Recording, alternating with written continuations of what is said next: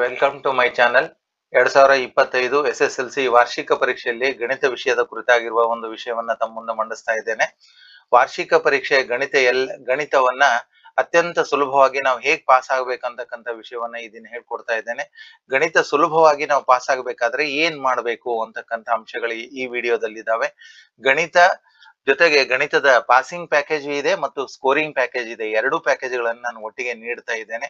So ಪ್ರೀತಿಯ ವಿದ್ಯಾರ್ಥಿಗಳೇ, ತಾವು ಏನೆಲ್ಲಾ ಅಂಶಗಳನ್ನ ಈ ವಿಡಿಯೋದಿಂದ ತಿಳ್ಕೊಂಡ್ರೆ ಅತ್ಯಂತ ಸುಲಭವಾಗಿ ಗಣಿತದಲ್ಲಿ 40 ಅಂಕಗಳನ್ನ ಹೇಗ್ ಗಳಿಸಬಹುದು ಅಂತಕ್ಕಂಥ ಮಾಹಿತಿಯನ್ನ ಕೂಡ ನಾನು ನೀಡಿದ್ದೇನೆ. ಜೊತೆಗೆ ಪಾಸಿಂಗ್ ಪ್ಯಾಕೇಜ್ ಜೊತೆಗೆ ಸ್ಕೋರಿಂಗ್ ಪ್ಯಾಕೇಜ್ ಅನ್ನ ಕೂಡ ನಾನು ಈ ದಿನ ನೀಡಿದ್ದೇನೆ. ವಿಷಯ ವಸ್ತು ಜಾಸ್ತಿ ಇರೋದ್ರಿಂದ ಒಂದಿಷ್ಟು ಲೆಂದಿ ಆಗ್ಬೋದು. ವಿದ್ಯಾರ್ಥಿಗಳೇ ಸ್ಕಿಪ್ ಮಾಡದೆ ಕೊನೆವರೆಗೂ ಕೂಡ ವಿಡಿಯೋದಲ್ಲಿ ಇರತಕ್ಕಂತ ಎಲ್ಲ ಅಂಶಗಳನ್ನ ತಾವು ಅವಲೋಕನ ಮಾಡಬೇಕು ಮತ್ತು ತಿಳ್ಕೊಳ್ಬೇಕು. ಜೊತೆಗೆ ನಾನು ಈ ವಿಷಯವನ್ನ ಪ್ರಸ್ತುತಪಡಿಸ್ತಾ ಇದ್ದೇನೆ. ಈ ವಿಷಯ ನೀಡಿರ್ತಕ್ಕಂತ ವಿಷಯದ ವಸ್ತು PDF ಅನ್ನ ನನ್ನ ಯೂಟ್ಯೂಬ್ ವಿಡಿಯೋದ ಒಂದು ಡಿಸ್ಕ್ರಿಪ್ಷನ್ ಬಾಕ್ಸ್ ನಲ್ಲಿ ನಾನು ಲಿಂಕ್ ಅನ್ನ ನೀಡಿರ್ತೇನೆ. ಆ ಲಿಂಕ್ ಅನ್ನು ಉಪಯೋಗ ಮಾಡ್ಕೊಂಡು ತಾವು ಡೌನ್ಲೋಡ್ ಮಾಡ್ಕೊಳ್ಬಹುದು ಮತ್ತು ನಿತ್ಯದಲ್ಲಿಯೂ ಪ್ರಾಕ್ಟೀಸ್ ಮಾಡಬಹುದು. ಸೊ ಅದಿಷ್ಟು ಪ್ಯಾಕೇಜ್ ಅನ್ನ ಮಾಡ್ಕೊಂಡ್ರೆ ತಾವು ಸುಲಭವಾಗಿ 40 ಅಂಕಗಳನ್ನ ಅತ್ಯಂತ ಸುಲಭವಾಗಿ 40 ಅಂಕಗಳನ್ನ ಗಣಿತದಲ್ಲಿ ಪಡ್ಕೊಂಡು ಉತ್ತೀರ್ಣರಾಗಬಹುದು ಅಂತ ಹೇಳ್ತಾ ತಾರಾನಾಥ್ ಜೇಗರ್ಕಲ್ ಯೂಟ್ಯೂಬ್ ಚಾನಲ್ಗೆ ತಮ್ಗೆ ಸ್ವಾಗತವನ್ನ ಬಯಸ್ತೇನೆ. ಮೇಲಿಂದ ಮೇಲೆ ನಾನು SSLC ಗಣಿತ ವಿಷಯ ಪರೀಕ್ಷೆ ಕುರಿತಾಗಿರ್ತಕ್ಕಂಥ ಮಾಹಿತಿಗಳನ್ನ ಜೊತೆಗೆ KCET ಜೊತೆಗೆ ಕಾಮೆಡ್ಕೆ JEE ಮುಂತಾದ ಉಪಯುಕ್ತವಾಗಿರ್ತಕ್ಕಂಥ ಮಾಹಿತಿಗಳನ್ನ ನನ್ನ ವಿಡಿಯೋದಲ್ಲಿ ನಾನು ನೀಡ್ತಾ ಇದ್ದೇನೆ. ಚಾನೆಲ್ ಅನ್ನ ಮರೆಯದೆ ಸಬ್ಸ್ಕ್ರೈಬ್ ಮಾಡಿ. ನಮಗೂ ಕೂಡ ಒಂದು ಮೋಟಿವೇಶನ್ ಸಿಗ್ತದೆ, ಒಂದು ಪುನರ್ಬಲನ ನಮ್ಗೆ ಸಿಗ್ತದೆ. ತಾವು ಸಬ್ಸ್ಕ್ರೈಬ್ ಮಾಡಿದಾಗ ಇನ್ನು ಹೆಚ್ಚೆಚ್ಚಿನ ವಿಡಿಯೋಗಳನ್ನ ಅಪ್ಲೋಡ್ ಮಾಡ್ಲಿಕ್ಕೆ ನಮ್ಗೆ ಮೋಟಿವೇಶನ್ ಆಗ್ತದೆ ಅಂತ ಹೇಳ್ತಾ ವಿಷಯವನ್ನ ಪ್ರಾರಂಭಿಸ್ತಾ ಇದ್ದೇನೆ. ಗಮನಿಸಿ ವಿದ್ಯಾರ್ಥಿಗಳೇ, ಇಲ್ಲಿ 10ನೇ ತರಗತಿಯ ಗಣಿತದಲ್ಲಿರುವ ಸುಲಭದ ಕಲಿಕಾಂಶಗಳನ್ನ ಮಾತ್ರ ಆರಿಸಿ ನಾನು ಇಲ್ಲಿ ನೀಡಿದ್ದೇನೆ. ಕೇವಲ ಇವುಗಳನ್ನಷ್ಟೇ ಮಾತ್ರ ತಾವು ಅಭ್ಯಾಸ ಮಾಡಿ ಮತ್ತು ರೂಢಿ ಮಾಡಿದ್ರು ಕೂಡ ವಾರ್ಷಿಕ ಪರೀಕ್ಷೆಯಲ್ಲಿ ಅತ್ಯಂತ ಸುಲಭವಾಗಿ ಗಣಿತದಲ್ಲಿ 40 ಅಂಕಗಳನ್ನ ಸುಲಭವಾಗಿ ತೆಗೆದುಕೊಂಡು ತಾವು ಪಾಸ್ ಆಗ್ಬಹುದು. ಹಾಗಾಗಿ ನಿಮ್ಗೆ ಸುಲಭವಾಗುವ ನಿಟ್ಟಿನಲ್ಲಿ ಈ ಗಣಿತ ವಿಷಯದ ಪಾಸಿಂಗ್ ಪ್ಯಾಕೇಜ್ ಅನ್ನ ಮಾಡಿದ್ದೇನೆ. ಸೊ ಮೊದಲನೇ ಘಟಕ ವಾಸ್ತವ ಸಂಖ್ಯೆಗಳು. ವಾಸ್ತವ ಸಂಖ್ಯೆಗಳಲ್ಲಿ ಮುಖ್ಯವಾದ 3 ಒಂದು ಸಾಮರ್ಥ್ಯಗಳಿದ್ದಾವೆ, ಕಲಿಕಾಂಶಗಳಿದ್ದಾವೆ. ಅವಿಭಾಜ್ಯ ಅಪವರ್ತನ ಗುಣಲಬ್ಧವಾಗಿ ಬರೆಯುವುದು, ಲಸ ಮತ್ತು ಮಾಸವನ್ನ ಕಂಡುಹಿಡಿಯುವುದು. ಇವೆರಡರ ನಡುವೆ ಕೇಳ್ತಕ್ಕಂಥದ್ದು 1 ಅಂಕ ನಾನು ಅಪೇಕ್ಷಿತ ಅಂಕಗಳು ಹಾಕೊಂಡಿದ್ದೇನೆ. ಅದೇ ರೀತಿ ಅಭಾಗಲಬ್ಧ ಸಂಖ್ಯೆಗಳೆಂದು ಸಾಧಿಸುವುದು ಕಡ್ಡಾಯವಾಗಿ ಬರ್ತಕ್ಕಂಥ ಒಂದು ಪ್ರಶ್ನೆ ಅಂತ ಹೇಳಿ ನಿರೀಕ್ಷೆ ಇದೆ, 2 ಅಂಕಗಳು. ಸೊ ಜೊತೆಗೆ ಇಲ್ಲಿ ಮಧ್ಯದಲ್ಲಿ ಇನ್ನೊಂದು ಇದೆ ಕಲಿಕಾಂಶ, 2 ಸಂಖ್ಯೆಗಳ ಮತ್ತು ಅವುಗಳ ಮಾಸ ಮತ್ತು ಲಾಸಗಳನ್ನ ಕಂಡುಹಿಡಿಯುವಿಕೆ ಇದೆ. ಇದನ್ನು ಕೂಡ ತಾವು ಮಾಡಬಹುದು, ಆದ್ರೆ ಪಾಸಿಂಗ್ ಪ್ಯಾಕೇಜ್ ನಲ್ಲಿ ನಾನು ಅದನ್ನ ಹಾಕೊಂಡಿಲ್ಲ. ಸೊ ಒಟ್ಟಾರೆಯಾಗಿ ಈ ಘಟಕದಿಂದ 3 ಅಂಕಗಳನ್ನ ತಾವು ಪಡಿಬಹುದು. ಬಹುಪದೋಕ್ತಿಗಳ ಪಾಠದಲ್ಲಿ ಬಹು ಆಯ್ಕೆ ಅಥವಾ ಒಂದು ಅಂಕದ ಕಿರು ಉತ್ತರದ ಪ್ರಶ್ನೆಗಳನ್ನ, ಒಂದು ವಾಕ್ಯದಲ್ಲಿ ಬರತಕ್ಕಂತ ಪ್ರಶ್ನೆಗಳನ್ನ ಸುಲಭವಾಗಿ ತಾವು ಪಡಿಬಹುದು. ನಾನು ಜೊತೆಗೆ ತಮ್ಗೆ ಹೇಳ್ತಾ ಇದ್ದೇನೆ, ಈ ಯಾವ ಘಟಕದಿಂದ ಎಷ್ಟು ಅಂಕಗಳಿಗೆ ತಾವು ಕಾನ್ಸಂಟ್ರೇಟ್ ಮಾಡ್ಬೇಕಂತ ಹೇಳ್ತೇನೆ. ಜೊತೆಗೆ ಪ್ರತಿ ಘಟಕದ ಯಾವೆಲ್ಲ ಕಲಿಕಾಂಶಗಳಿದ್ದಾವೆ, ಯಾವ ವಿಧದ ಪ್ರಶ್ನೆಗಳನ್ನು ಕೇಳಲಾಗ್ತದೆ ಅಂತಕ್ಕಂಥದ್ದು ಇದು ಮುಗಿದಾದ ನಂತರ ನಾನು ಹೇಳಿಕೊಡ್ತೇನೆ. ಇನ್ನು ಬಹುಪದೋಕ್ತಿಗಳು ಪಾಠದಲ್ಲಿ 1 ಅಂಕದ ಪ್ರಶ್ನೆಗಳನ್ನ ತಾವು ನಿರೀಕ್ಷೆ ಮಾಡಬಹುದು. ಜೊತೆಗೆ ಬಹುಪದೋಕ್ತಿಗಳ ಶೂನ್ಯತೆಗಳನ್ನ ಕಂಡುಹಿಡಿಯುವುದು, ಬಹುಪದೋಕ್ತಿಗಳನ್ನ ರಚಿಸುವುದು, ಮೂಲಗಳ ಮೊತ್ತ, ಗುಣಲಬ್ಧಗಳನ್ನ ಕಂಡುಹಿಡಿಯುವುದು ಈ ಘಟಕದಿಂದ 2 ಅಂಕಗಳು. ಬಹುಪದೋಕ್ತಿಯ ಮೂಲಗಳನ್ನ ಕಂಡುಹಿಡಿದು ಮೊತ್ತ ಮತ್ತು ಗುಣಲಬ್ಧಗಳನ್ನ ತಾಳೆ ನೋಡುವುದು ಇದೆ, ಇದರಿಂದ 3 ಅಂಕಗಳನ್ನ ನಿರೀಕ್ಷೆ ಮಾಡಬಹುದು. ಒಟ್ಟಾರೆಯಾಗಿ 2ನೇ ಘಟಕ ಬಹುಪದೋಕ್ತಿಯಿಂದ 6 ಅಂಕಗಳನ್ನ ನಾವು ನಿರೀಕ್ಷೆ ಮಾಡಬಹುದು. 2 ಚರಾಕ್ಷರಗಳಿರುವ ರೇಖಾತ್ಮಕ ಸಮೀಕರಣಗಳ ಘಟಕದಿಂದ 1 ಬಹು ಆಯ್ಕೆಯ ಪ್ರಶ್ನೆಗಳನ್ನ ತಾವು, ಒಂದು ಕೋಷ್ಟಕ ಇದೆ ಅದನ್ನ ನಾನು ಎಕ್ಸ್ಪ್ಲೈನ್ ಮಾಡ್ತೇನೆ, 1 ಅಂಕದ ಪ್ರಶ್ನೆ ನಿರೀಕ್ಷೆ ಮಾಡಬಹುದು.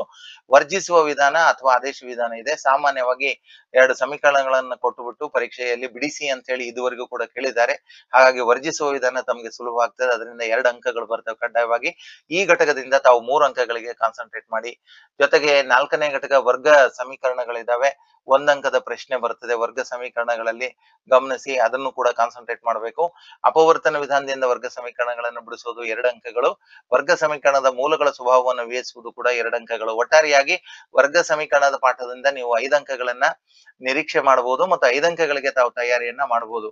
ಸಮಾಂತರ ಶ್ರೇಣಿಗಳ ಪಾಠದಲ್ಲಿ ಬಹು ಆಯ್ಕೆಯ 1 ಪ್ರಶ್ನೆ ಅಥವಾ ಒಂದು ಕಿರು ಉತ್ತರದ ಪ್ರಶ್ನೆಗೆ 1 ಅಂಕದ ಪ್ರಶ್ನೆಗೆ ತಾವು ತಯಾರಾಗಿರ್ಬೇಕು. ಜೊತೆಗೆ ಶ್ರೇಣಿಯ ಎನ್ನೇ ಪದ ಅಥವಾ ಎನ್ ಪದಗಳವರೆಗಿನ SN ಸೂತ್ರದ ಮೇಲೆ ಎನ್ ಪದಗಳವರೆಗಿನ ಮೊತ್ತ ಕಂಡುಹಿಡಿಯುವುದು 2 ಅಂಕದ ಮೇಲೆ ಬರ್ತದೆ.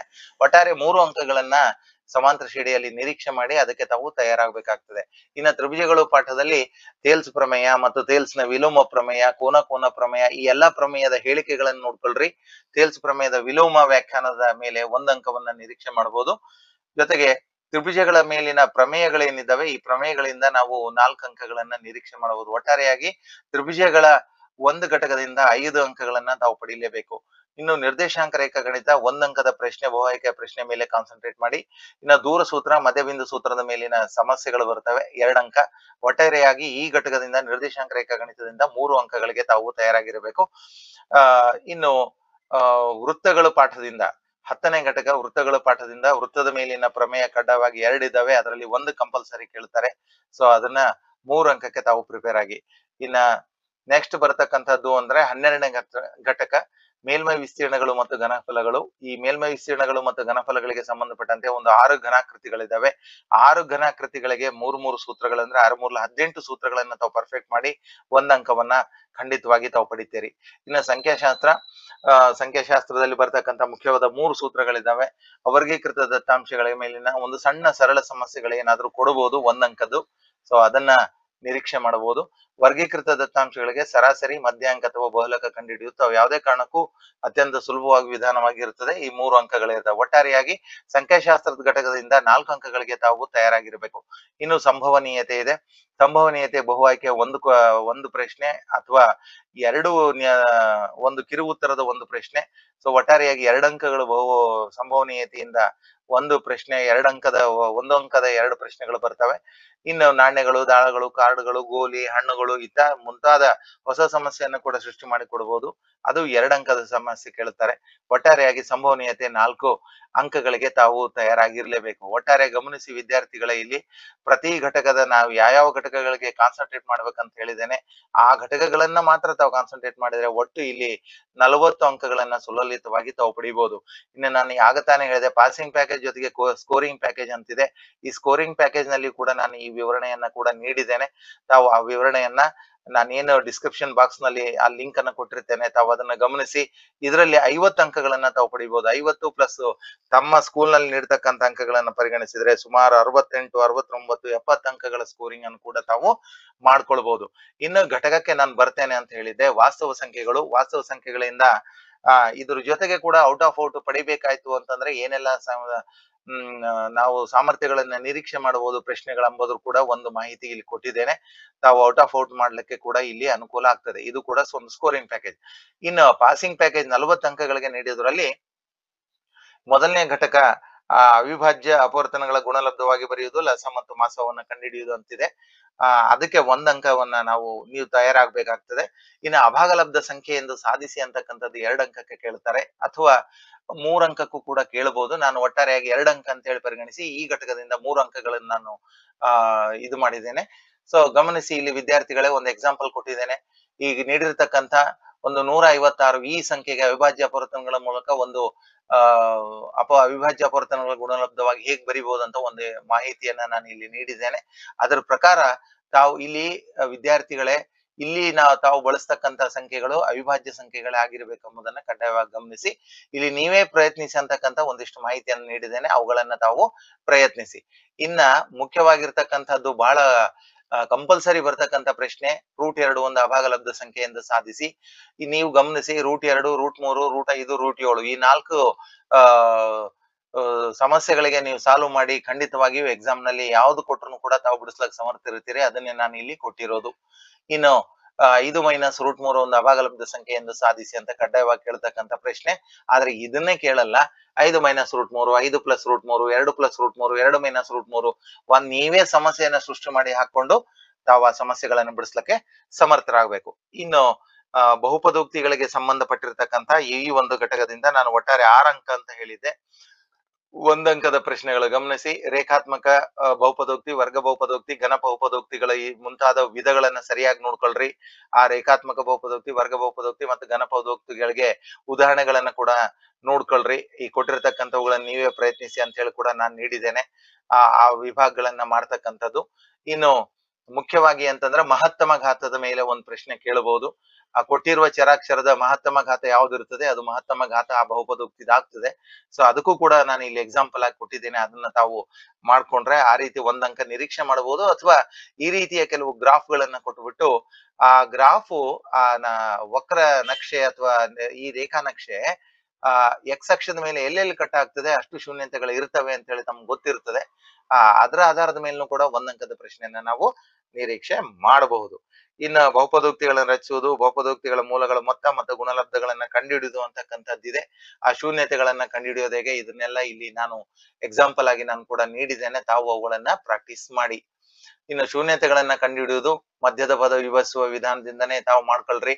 ಯಾಕೆ ಇದನ್ನ ಕಡ್ಡಾಯವಾಗಿ ಮಾಡ್ಕೊಳ್ರಿ ಅಂದ್ರೆ, ಬಹುಪದೋಕ್ತಿಯನ್ನ ಶೂನ್ಯತೆಗಳನ್ನ ಕಂಡುಹಿಡಿಯುವುದು ನೀವು ಪರ್ಫೆಕ್ಟ್ ಆಗಿ ಮಾಡಿದ್ರೆ ವರ್ಗ ಸಮೀಕರಣವನ್ನ ಬಿಡಿಸುವುದು, ಅಪವರ್ತನ ವಿಧಾನದಿಂದ ಬಿಡಿಸುವುದು ಕೂಡ ಕಡ್ಡಾಯವಾಗಿ ಮಾಡ್ಲಿಕ್ಕೆ ಸುಲಭ ಆಗ್ತದೆ. ಸೊ ಹಾಗಾಗಿ ಅವೆರಡು ಅತ್ಯಂತ ಕೋರಿಲೇಟ್ ಇರೋದ್ರಿಂದ ಇದನ್ನ ಕಡ್ಡಾಯವಾಗಿ ತಾವು ಮಾಡ್ಕೊಳ್ಳೇಬೇಕು. ಮಾದರಿಯ ಒಂದಿಷ್ಟು ನೀವೇ ಪ್ರಯತ್ನಿಸಿ ಅಂತ ಲೆಕ್ಕಗಳನ್ನು ಕೊಟ್ಟಿದ್ದೇನೆ, ಪ್ರಾಕ್ಟೀಸ್ ಮಾಡಿ. ಜೊತೆಗೆ ಬಹುಪದೋಕ್ತಿಗಳ ಮೂಲಗಳ ಮೊತ್ತ ಮತ್ತು ಗುಣಲಬ್ಧ ಕಂಡುಹಿಡಿಯಿರಿ ಅಂತ. ಮೂಲಗಳ ಮೊತ್ತ ಆಲ್ಫಾ ಪ್ಲಸ್ ಬೀಟಾ, ಮೂಲಗಳ ಗುಣಲಬ್ಧ alpha into beta, alpha plus beta equal to minus B by A, alpha into beta equal to C by A ಹೇಗೆ ಕಂಡುಹಿಡಿಬೇಕು ಅಂತ ಹೇಳಿ ತಮ್ಗೆ ಗೊತ್ತಿದೆ. ಎಕ್ಸಾಂಪಲ್ ಆಗಿ ನೀವೇ ಪ್ರಯತ್ನಿಸಿ ಅಂತಕ್ಕಂಥದ್ದನ್ನ ಕೂಡ ನಾನು ನೀಡಿದೆ.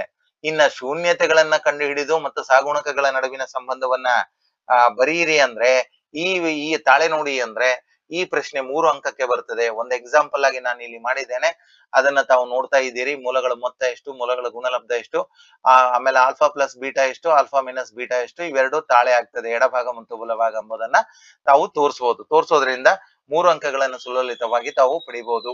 ನೀವೇ ಮಾಡಿ ಪ್ರಯತ್ನಿಸಿ ಅಂತ ಹೇಳಿ ಒಂದಿಷ್ಟು ಲೆಕ್ಕಾಚಾರಗಳನ್ನ ಕೂಡ ನಾನು ನೀಡಿದ್ದೇನೆ, ಅವುಗಳನ್ನ ಪರ್ಫೆಕ್ಟ್ ಮಾಡ್ಕೊಳ್ಳಿ. ಇನ್ನು 2 ಚರಾಕ್ಷರಗಳಿರುವ ರೇಖಾತ್ಮಕ ಸಮೀಕರಣ ಜೋಡಿಗಳಿಂದ 1 ಅಂಕದ ಬಹು ಆಯ್ಕೆಯ ಪ್ರಶ್ನೆಗಳು ಹೇಳಿದೆ. ಕೋಷ್ಟಕ ಬುಕ್ ನಲ್ಲಿ ಕೊಟ್ಟಿರ್ತಕ್ಕಂಥ ಕೋಷ್ಟಕ.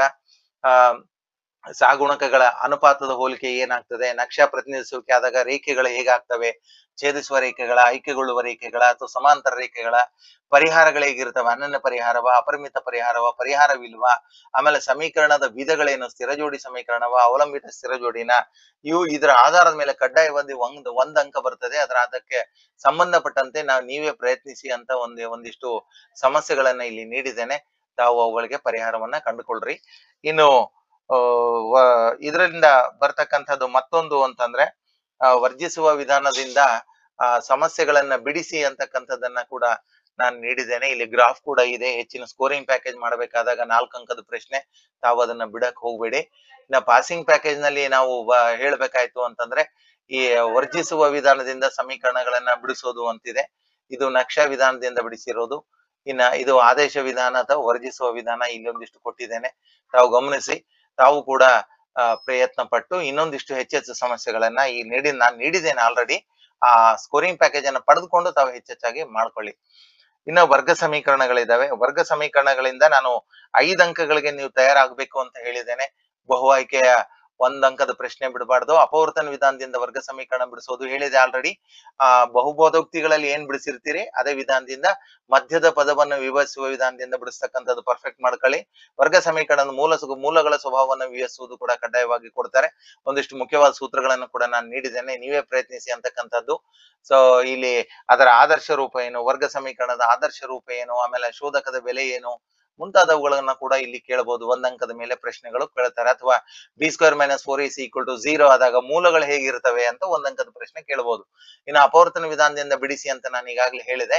ಆ ಮಧ್ಯದ ಪದವನ್ನ ವಿಭಜಿಸಬೇಕಾಗ್ತದೆ. ಆ ಮಧ್ಯದ ಪದವನ್ನ ವಿಭಜಿಸಿ ಅವರ 2 ಅಪವರ್ತನಗಳನ್ನ ಮಾಡಿಕೊಂಡು ಅಪವರ್ತನ ವಿಧಾನದಿಂದ ನೀವು ಮೂಲಗಳನ್ನ ಕಂಡುಹಿಡಿಬೇಕು. ಈ ಸಮಸ್ಯೆಗಳನ್ನ ಪರ್ಫೆಕ್ಟ್ ಮಾಡ್ಕೊಳ್ರಿ. ಇನ್ನು ಮೂಲಗಳ ಸ್ವಭಾವವನ್ನು ವಿವರಿಸುವುದು ಕೂಡ ನಾನು ಇಲ್ಲಿ ಕೊಟ್ಟಿದ್ದೇನೆ, ನೀವೇ ಪ್ರಯತ್ನಿಸಿ ಅಂತಕ್ಕಂಥ ಪ್ರಶ್ನೆಗಳಿದ್ದಾವೆ ಇಲ್ಲಿ. ಅವುಗಳ ಆಧಾರದ ಮೇಲೆ ತಾವು ಹೆಚ್ಚಿನ ಪ್ರೌಢಿಮೆಯನ್ನ ಇದರಲ್ಲಿ ಪಡ್ಕೊಳ್ಳಿ. ಇನ್ನ ನೆಕ್ಸ್ಟ್ ಬರ್ತಕ್ಕಂಥ ಪಾಠದಲ್ಲಿ ಸಮಾಂತರ ಶ್ರೇಣಿ, ಈ ಪಾಠದಲ್ಲಿ 1 ಅಂಕದ 1 ಪ್ರಶ್ನೆ ಮತ್ತು ಎನ್ ಪದ ಕಂಡುಹಿಡಿಯೋದು, ಎನ್ ಪದ ಕಂಡುಹಿಡಿಯೋದು 1, ಅಥವಾ ಶ್ರೇಣಿಯ ಎನ್ ಪದಗಳ ಮೊತ್ತ SN ಸೂತ್ರದ ಆಧಾರದ ಮೇಲೆ ಕಂಡುಹಿಡಿತಕ್ಕಂಥ ಒಂದು ಪ್ರಶ್ನೆ, ಅದು 2 ಅಂಕ. ಸಮಾಂತರ ಶ್ರೇಣಿಗೆ ನೀವು 3 ಅಂಕಗಳನ್ನ ಪ್ರಿಪೇರ್ ಆಗ್ಬೇಕು. 3 ಅಂಕಗಳು ಕಡ್ಡಾಯವಾಗಿ ಪಡೆಯಲಿಕ್ಕೆ ಇಲ್ಲಿ ನೆನಪಿನಲ್ಲಿ ಇಡಬೇಕಾದ ಒಂದಿಷ್ಟು ಮುಖ್ಯವಾದ ಮಾಹಿತಿ ನೀಡಿದ್ದೇನೆ. ಸಾಮಾನ್ಯ ರೂಪ ಏನು, ಎನ್ನೇ ಪದ ಏನು, ಮತ್ತು ಒಂದು ವೇಳೆ SN ಸೂತ್ರ ಏನು, ಸಾಮಾನ್ಯ ವ್ಯತ್ಯಾಸ ಕೊಡದೇ ಇದ್ದಲ್ಲಿ SN ಅನ್ನ ಹೇಗೆ ಕಂಡುಹಿಡಿಬೇಕು ಮುಂತಾದ ಇತ್ಯಾದಿ ನಾನು ಹಲವಾರು ನಿಮ್ಗೆ ಉಪಯೋಗ ಆಗ್ತಕ್ಕಂಥ n ಸ್ವಾಭಾವಿಕ ಸಂಖ್ಯೆಗಳ ಮೊತ್ತ, n ಸ್ವಾಭಾವಿಕ ಸಂಖ್ಯೆಗಳ ಮೊತ್ತ, n ಸ್ವಾಭಾವಿಕ ಬೆಸ ಸಂಖ್ಯೆಗಳ ಮೊತ್ತಕ್ಕೆ ಏನೇನ್ ಬರ್ತದೆ ಎಂಬುದನ್ನ ನಾನು ಇಲ್ಲಿ ಸೂತ್ರ ಕೊಟ್ಟಿದ್ದೇನೆ, ಅವುಗಳನ್ನು ಉಪಯೋಗ ಮಾಡ್ಕೊಳ್ಳಿ. ಇಲ್ಲಿ 1 ಅಂಕದ ಪ್ರಶ್ನೆ ಇದೆ, ಹೇಗ್ ಮಾಡ್ಬೇಕು ಅಂತಕ್ಕಂಥದ್ದನ್ನ ನಾನು ಒಂದು ಮಾಡಿದ್ದೇನೆ, ಇಲ್ಲಸ್ಟ್ರೇಟಿವ್ ಮಾಡಿದ್ದೇನೆ, ಮತ್ತೆ ನೀವೇ ಪ್ರಯತ್ನಿಸಿ ಅಂತಕ್ಕಂಥ ಪ್ರಶ್ನೆಗಳನ್ನ ಕೂಡ ತಮ್ಗೆ ನೀಡಿದ್ದೇನೆ. ಇನ್ನು 2 ಅಂಕದ ಸಮಸ್ಯೆಗಳಲ್ಲಿ SN ಸೂತ್ರಗಳನ್ನ ಹೇಗೆ ಇಲ್ಲಿ ನೀವೇ ಪ್ರಯತ್ನಿಸಿ ನೀಡಿದ್ದೇನೆ. 2 ಅಂಕದ ಪ್ರಶ್ನೆ ನೋಡಿ, ಇಲ್ಲಿ 4, 7, 10 ಸಮಾಂತರ ಶ್ರೇಣಿಯ 20ನೇ ಪದವನ್ನು ಸೂತ್ರ ಉಪಯೋಗಿಸಿ ಕಂಡುಹಿಡಿಯಿರಿ. ಈ ರೀತಿ ಗಮನಿಸಿ, SN ಸೂತ್ರದಲ್ಲಿ ಬರ್ತಕ್ಕಂಥ 4 ಅಂಶಗಳಿದಾವೆ. SN, N, A ಮತ್ತು D ಇದೆ. 4ರಲ್ಲಿ ಯಾವ್ದಾದ್ರು 3 ಕೊಟ್ಟುಬಿಟ್ಟು ಇನ್ನೊಂದು ಅಂಶವನ್ನ ಕಂಡುಹಿಡಿಯಿರಿ ಅಂತ ಕೇಳ್ಬೋದು. ಸೊ ಹಾಗಾಗಿ ನೀವೇ ಪ್ರಯತ್ನಿಸಿ ಅಂತೇಳಿ ಸುಮಾರು ಒಂದು 11 ಪ್ರಶ್ನೆಗಳನ್ನ ಕೂಡ ನಾನು ಇಲ್ಲಿ ತಮ್ಗೆ ನೀಡಿದ್ದೇನೆ. ಇನ್ನ ಮುಂದಿನ ಘಟಕಕ್ಕೆ ತೆರಳೋದೇ ಆದ್ರೆ ಈ ತ್ರಿಭುಜಗಳ ಪಾಠ ಬಹಳಷ್ಟು ವಿದ್ಯಾರ್ಥಿಗಳ ಕಠಿಣವಾದ್ರೂ ಕೂಡ ಈ ಪಾಠದಿಂದ ಸುಲಭವಾಗಿ 5 ಅಂಕಗಳನ್ನ ಪಡಿಬಹುದು. ಪ್ರಮೇಯ, ಎಲ್ಲಾ ಪ್ರಮೇಯ ಇದಾವೆ. ಥೇಲ್ಸ್ ಪ್ರಮೇಯ, ಥೇಲ್ಸ್ ನ ವಿಲೋಮ ಪ್ರಮೇಯ, ಕೋನ ಪ್ರಮೇಯ, ಬಾಕೋಬಾ ಸಿದ್ಧಾಂತ, ಕೋಬಾಕೋ ಸಿದ್ಧಾಂತ, ಇವುಗಳ ಹೇಳಿಕೆಗಳನ್ನ ಪರ್ಫೆಕ್ಟ್ ಮಾಡ್ಕೊಳ್ರಿ. ಥೇಲ್ಸ್ ನ ವಿಲೋಮ ಪ್ರಮೇಯ ಹೇಳಿಕೆ ಪರ್ಫೆಕ್ಟ್ ಮಾಡ್ಕೊಳ್ಳಿ, 1 ಅಂಕ ಬರ್ತದೆ. ಇನ್ನ ತ್ರಿಭುಜಗಳ ಮೇಲಿನ ಪ್ರಮೇಯಗಳು, ಇವೆಲ್ಲ ಹೇಳಿಕೆಗಳನ್ನ ನಾ ಇಲ್ಲಿ ಕೊಟ್ಟಿದ್ದೇನೆ. ನಿಮ್ಮ ಅವಗಾಹನೆಗೆ ಇಷ್ಟು ಪರ್ಫೆಕ್ಟ್ ಮಾಡ್ಕೊಳ್ಳಿ, ಖಂಡಿತವಾಗಿ 1 ಅಂಕದ ತಾವು ಪಡಿಬಹುದು.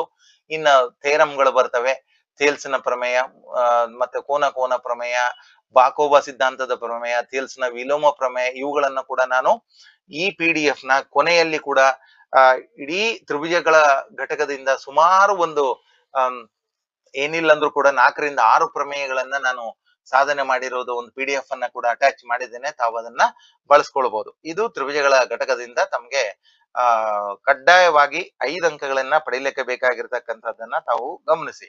ಇನ್ನು ನಿರ್ದೇಶಾಂಕ ರೇಖಾಗಣಿತ ಇದೆ. ಬಹುಆಯ್ಕೆ ಒಂದು ಪ್ರಶ್ನೆ ಸುಲಭವಾಗಿ ನಿರೀಕ್ಷೆ ಮಾಡಬಹುದು. ದೂರ ಸೂತ್ರದ ಮೇಲೆ 2 ಅಂಕದ ಪ್ರಶ್ನೆಗಳನ್ನ ಮಾತ್ರ ನಾನು ಇಲ್ಲಿ ನೀಡಿದ್ದೇನೆ. ಭಾಗ ಪ್ರಮಾಣ ಸೂತ್ರದ ಮೇಲೆ ತಾವು ಮಾಡ್ಕೊಳ್ಬಹುದು. ಇಲ್ಲಿ ಬೇಕಾಗಿರ್ತಕ್ಕಂಥ ಸೂತ್ರಗಳನ್ನ ಕೂಡ ನಾನು ನೀಡಿದ್ದೇನೆ.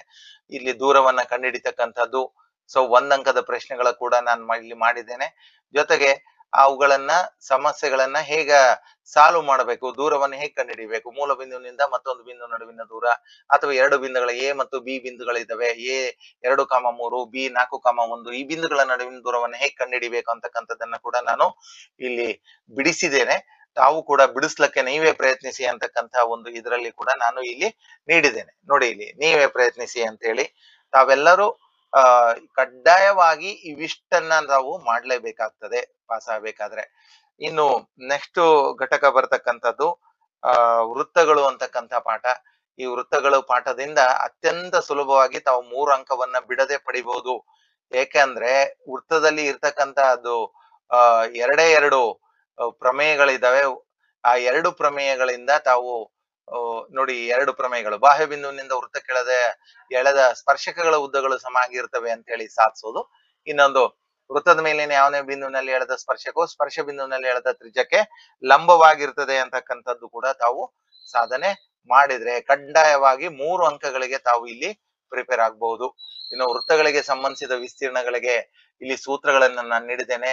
ವೃತ್ತದ ವಿಸ್ತೀರ್ಣ ಸೂತ್ರ, ಅದರ ಸುತ್ತಳತೆ ಮತ್ತು ಪರಿಧಿ ಏನಾಗ್ತದೆ, ಆಮೇಲೆ ವೃತ್ತ ಚತುರ್ಥಕ ವಿಸ್ತೀರ್ಣ ಏನು, ಕಂಸ ಏನು, ತ್ರಿಜ್ಯಾಂತರ ಖಂಡದ ವಿಸ್ತೀರ್ಣ ಏನು, ಕಂಸದ ಉದ್ದ ಏನು, ಆಮೇಲೆ ಬೇಕಾಗಿರ್ತಕ್ಕಂಥ ಚೌಕ, ಆಯತ, ತ್ರಿಭುಜದ ವಿಸ್ತೀರ್ಣ ಏನು, ಸಮಬಾಹು ತ್ರಿಭುಜದ ವಿಸ್ತೀರ್ಣ ಸೂತ್ರ ಏನು, ನಿಮಗೆ ಅತ್ಯಂತ ಉಪಯೋಗ ಆಗ್ತಕ್ಕಂಥ ಸೂತ್ರಗಳನ್ನು ಕೂಡ ನಾನು ನೀಡಿದ್ದೇನೆ.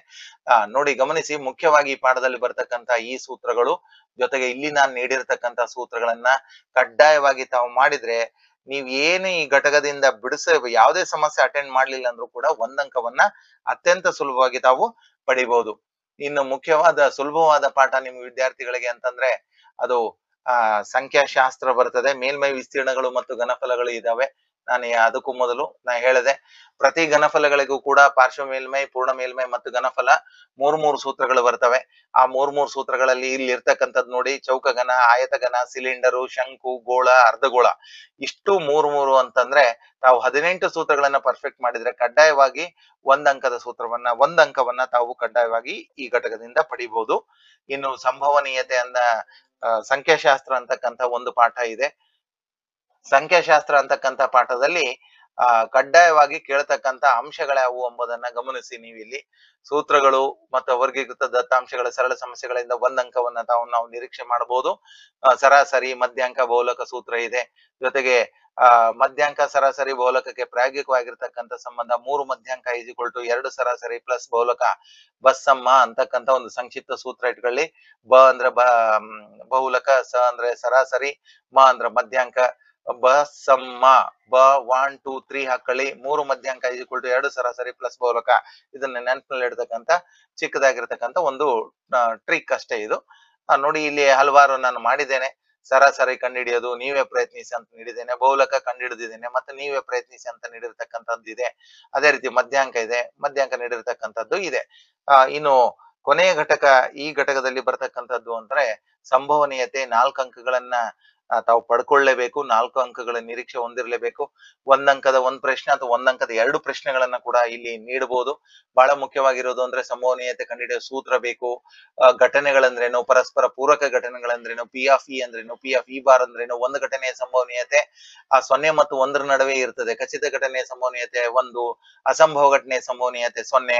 ಒಂದು ಪ್ರಯೋಗದ ಎಲ್ಲ ಪ್ರಾಥಮಿಕ ಘಟನೆಗಳ ಸಂಭವನೀಯತೆಗಳ ಮೊತ್ತ ಏನಾಗಿರ್ತದೆ, ಇದರ ಆಧಾರದ ಮೇಲೆ ಕಡ್ಡಾಯವಾಗಿ 1 ಅಂಕದ ಪ್ರಶ್ನೆ ಕೇಳ್ತಾರೆ. ಈ ದಿನ 1 ಗ್ರಾಮದಲ್ಲಿ ಮಳೆ ಬರುವ ಸಂಭವನೀಯತೆ ಇಷ್ಟಿದೆ, ಹಾಗಾದ್ರೆ ಮಳೆ ಬರದೇ ಇರುವ ಸಂಭವನೀಯತೆ ಎಷ್ಟು? ಈ ರೀತಿಯ ಅನ್ವಯದ ಸಮಸ್ಯೆಗಳು ಬರ್ತವೆ, ಅದನ್ನ ತಾವು ನೋಡ್ಕೊಳ್ರಿ.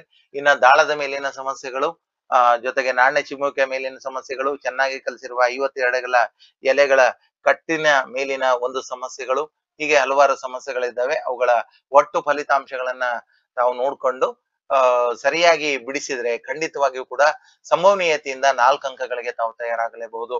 ಇನ್ನ ನಾನು ತಾನೇ ಹೇಳಿದೆ 10ನೇ ತರಗತಿಯ ಗಣಿತದ ಪ್ರಮುಖ ಪ್ರಮೇಯಗಳಂತ ಥೇಲ್ಸ್ನ ಪ್ರಮೇಯದ ಸಾಧನೆ ಇದೆ, ಥೇಲ್ಸ್ನ ವಿಲೋಮ ಪ್ರಮೇಯದ ಸಾಧನೆ ಇದೆ, ಕೋನ ನಿರ್ಧಾರಕ ಗುಣದ ಪ್ರಮೇಯದ ಸಾಧನೆಯನ್ನ ಕೂಡ ಇಲ್ಲಿ ನಾನು ನೀಡಿದ್ದೇನೆ. ಜೊತೆಗೆ ಬಾಬಾ ನಿರ್ಧಾರಕ ಗುಣದ ಪ್ರಮೇಯದ ಸಾಧನೆಯನ್ನ ಕೂಡ ನಾನು ಇಲ್ಲಿ ನೀಡಿದ್ದೇನೆ. ಜೊತೆಗೆ ಬಾಕೋಬಾ ನಿರ್ಧಾರಕ ಗುಣದ ಪ್ರಮೇಯದ ಸಾಧನೆಯನ್ನ ಕೂಡ ನಾನು ನೀಡಿದ್ದೇನೆ. ಗಮನಿಸಿ ವಿದ್ಯಾರ್ಥಿಗಳೇ, ಒಟ್ಟಾರೆ ತ್ರಿಭುಜದಲ್ಲಿ 5 ಪ್ರಮೇಯಗಳನ್ನ ಔಟ್ ಆಫ್ ಔಟ್ ಮಾಡ್ಬೇಕಂತಕ್ಕಂಥವ್ರು ಮತ್ತು ನೀವು ಕೂಡ ತಯಾರಾಗಿ. ಜೊತೆಗೆ ವೃತ್ತದ ಮೇಲಿನ 2 ಪ್ರಮೇಯಗಳನ್ನ ಕೂಡ ನಾನು ಇಲ್ಲಿ ಇದರಲ್ಲಿ ನೀಡಿದ್ದೇನೆ.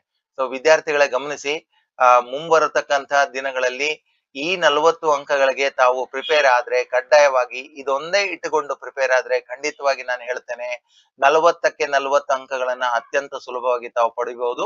ಜೊತೆಗೆ ಒಂದೇ ಒಂದು ಮುಖ್ಯವಾಗಿರ್ತಕ್ಕಂಥ ಮಾನದಂಡ ಏನು ಅಂದ್ರೆ, ಈ ಒಂದು ಪಾಸಿಂಗ್ ಪ್ಯಾಕೇಜ್ ಅನ್ನ ತೆಗೆದುಕೊಳ್ಳ್ರಿ, ಡೈಲಿ ಪ್ರಾಕ್ಟೀಸ್ ಮಾಡಿ. ನಿಮ್ಮ ಸಮಸ್ಯೆಗಳೇನೇ ಬಂದ್ರು ನಿಮ್ಮ ವಿಷಯ ಬೋಧಕ ಶಿಕ್ಷಕರೊಟ್ಟಿಗೆ ಚರ್ಚಿಸಿ, ಅವರು ಪರಿಹಾರ ಮಾಡ್ತಾರೆ. ಒಟ್ಟಾರೆಯಾಗಿ ಗಣಿತದಲ್ಲಿ ಅತ್ಯಂತ ಸುಲಭವಾಗಿ ನಾವು 40 ಅಂಕಗಳನ್ನ ಕೂಡ ನಾವು ಪಡಿಬಹುದು. ಬಹಳಷ್ಟು ಜನ ಹೇಳ್ತಾರೆ ಗಣಿತ ಕಬ್ಬಿಣದ ಕಡಲೆ ಅಂತ. ಖಂಡಿತವಾಗಿಯೂ ಗಣಿತ ಕಬ್ಬಿಣದ ಕಡಲೆ ಅಲ್ಲ. ಕಬ್ಬಿಣದ ಕಡಲೆ ಅಲ್ಲ, ಅತ್ಯಂತ ಸ್ವಾದಿಷ್ಟವಾದ ಕಬ್ಬಿನ ರಸ ಅಂತಕ್ಕಂಥದ್ದನ್ನ ಮರಿಬೇಡಿ. ನಾವು ನೋಡಿ, ಎಷ್ಟು ಕಬ್ಬಿನ ರಸ ಬರಬೇಕಾದ್ರೆ ಆ ಗಾಣದಲ್ಲಿ ಅದನ್ನ ಅರಿತಾರೆ. ಅದೇ ರೀತಿ ಗಣಿತದಲ್ಲಿ ರೂಢಿ ಮಾಡ್ತಾ ಮಾಡ್ತಾ ಮಾಡ್ತಾ ನೀವು ಪ್ರಾಕ್ಟೀಸ್ ಮಾಡಿದಾಗ ಖಂಡಿತವಾಗಿಯೂ ಕೂಡ ತಾವು 40 ಅಂಕಗಳನ್ನ ಅತ್ಯಂತ ಸುಲಭವಾಗಿ ಪಡಿಬಹುದು ಅಂತ ನಾನು ಹೇಳ್ತೇನೆ. ತಮ್ಗೆ ಈ ಮಾಹಿತಿ ಇಷ್ಟ ಆಗಿದೆ ಅಂತ ಹೇಳಿ ನಾನು ಭಾವಿಸ್ತೇನೆ. ಮರೆಯದೆ ನನ್ನ ಚಾನೆಲ್ ಅನ್ನ ಸಬ್ಸ್ಕ್ರೈಬ್ ಮಾಡಿ. ತಾರಾನಾಥ್ ಜೇಗರ್ಕಲ್ ಯೂಟ್ಯೂಬ್ ಚಾನೆಲ್ ಅನ್ನ ಮರೆಯದೆ ಸಬ್ಸ್ಕ್ರೈಬ್ ಮಾಡಿ. ನಿಮ್ಮ ಸ್ನೇಹಿತರಿಗೂ ಕೂಡ ಇದನ್ನ ಕಳಿಸ್ಕೊಡಿ. ಯಾಕಂದ್ರೆ ಮುಖ್ಯವಾಗಿರ್ತಕ್ಕಂಥ ಮಾಹಿತಿ ಎಕ್ಸಾಮ್ ನ ಕೊನೆಯಲ್ಲಿ ಬಂದಾಗ ಬಹಳ ಇಡೀ ನೀವು ಎಲ್ಲ ಘಟಕದ ಮತ್ತು ಎಲ್ಲ ರೀಡರ್ ಗಳನ್ನ ತೆಗೆದುಕೊಂಡು ಕೂಡೋದು ಬೇಕಿಲ್ಲ. ಇದನ್ನ ತಾವು ಮಾಡ್ಕೊಂಡು ಬಿಟ್ರೆ ಅತ್ಯಂತ ಸುಲಭವಾಗಿ ತಾವು ಗಣಿತದ ವಿಷಯದಲ್ಲಿ ಪಾಸ್ ಆಗ್ತೀರಿ ಅಂತಕ್ಕಂಥ ಭಾವ ನನ್ನದಾಗಿದೆ. ಸೊ ವಿದ್ಯಾರ್ಥಿಗಳೇ, ತಮ್ಗೆಲ್ಲರಿಗೂ ಒಳ್ಳೇದಾಗ್ಲಿ. All the very best. Thank you very much.